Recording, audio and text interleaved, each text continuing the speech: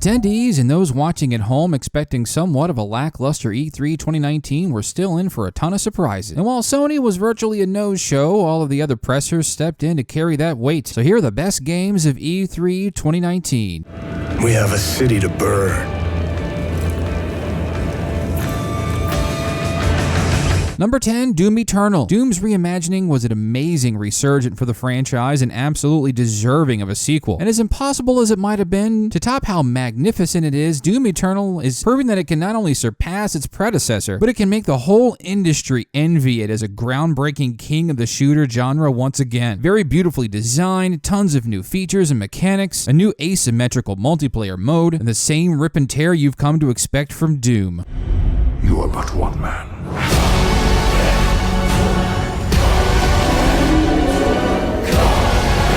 Number 9, Dying Light 2. Its predecessor was my personal game of the year when it launched, which automatically has me ready to jump back into its unique post-apocalyptic zombie-esque wall run-a-thon. Few games can craft an open world that not only looks lived in, has the right amount of content scattered throughout, and sells its atmosphere so well, but can engage players for years with excellent updates and expansions post-launch. So once again, good night and good luck. My name is Aiden, and I am infected. Number 8, Breath of the Wild sequel. Legend of Zelda Breath of the Wild is a quintessential experience for the Nintendo Switch, and it's a game that I just couldn't put down. It was so good that a few of its core mechanics, like gliding, nearly ruined other games for me out of habit. So to say that we're about to get more of that with a haunting reveal has me ready to give Nintendo my money. Let's just hope that the damn weapons don't break and dungeons have their own unique personality like previous games, and it might just be perfect. Number 7, Watch Dogs Legion. I've never really cared to get into the previous entries of Watch Dogs. The Ubisoft formula of open world games have really been hit or miss for me, but Legion has a certain pull for me that I just can't ignore. The presentation of post-Brexit Neo-London with mechanics that includes kicking absolute ass with an elderly retired MI6 spy, and a gigantic amount of characters you can play as. I'm ready to jump into Watch Dogs Legion head first. This had better be fucking good. Number 6, Marvel's Avengers. I'm not one to generally play superhero games. I don't enjoy the fighting genre, and I couldn't really get into the more cartoonish Marvel games. But the Marvel Cinematic Universe has me addicted for more than a decade. And with Marvel's Avengers by Crystal Dynamics, it looks like much of what I love about the MCU is translating pretty well to an interactive game world. Add on the fact that the team are promising no predatory monetization practices for their service model, and this may just be the Marvel game to watch out for, as long as they find a way to fix Thor's derpy face. Was that a joke? Did Thor make a joke? Number 5, Maximum Action. You'd be forgiven for not knowing about this game from developer New Blood. It didn't get a lot of exposure at the show, and it's a goddamn shame. New Blood is no stranger to pulling at that old school nostalgia nerve, and Maximum Action is the epitome of that homage to classic run and gun that gives heavy GoldenEye vibes, that makes you yell, "My childhood!" And in an industry of overly complicated collect-a-thon games, it's nice to just lay back with some mindless, stupid fun.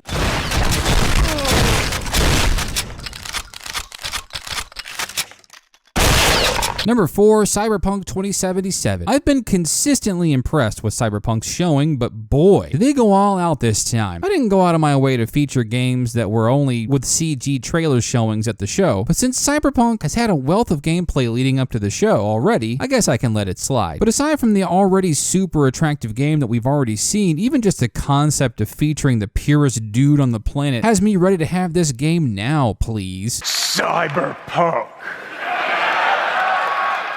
Number 3, Halo Infinite. I am so in love with Halo, and I'm one of those that will defend Halo 5 to your face because I love it too damn much. But Halo Infinite had this man's toes curling in what Microsoft called in-game footage, presumably running on the new upcoming tech. Add on that Infinite's supposed to be a reset in the direction of Halo, and more of a classic and simplified down-to-the-roots vision of the game, running on a new engine. Call this one of my most anticipated games of 2020. This is UNS.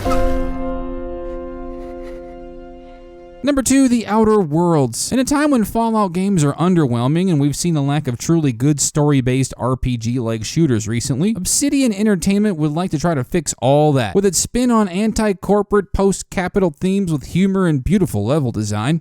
The Outer Worlds has potential to scratch all kinds of itches. Before we get to number 1 on the list, here's a few honorable mentions to keep your eye out for. Jedi incoming!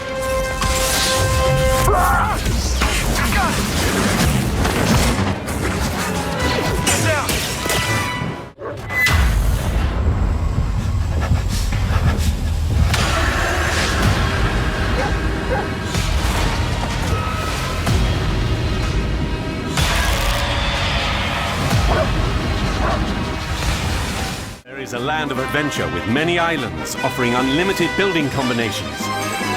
You will have to master new crafting skills on each island, with more to do and even more to create.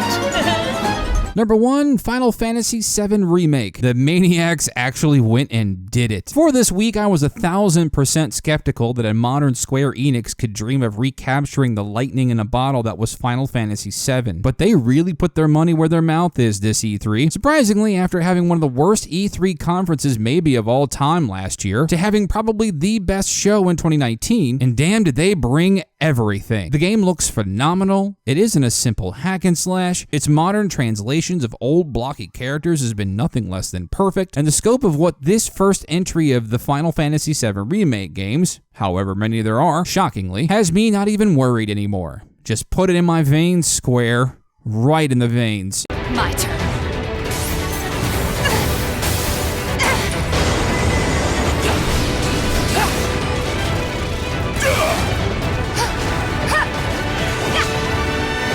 If you like what you saw here today, you know what to do. Like, subscribe, bell, blah, blah. And I hope you had a good E3. And I'll see you in the next one. Tico.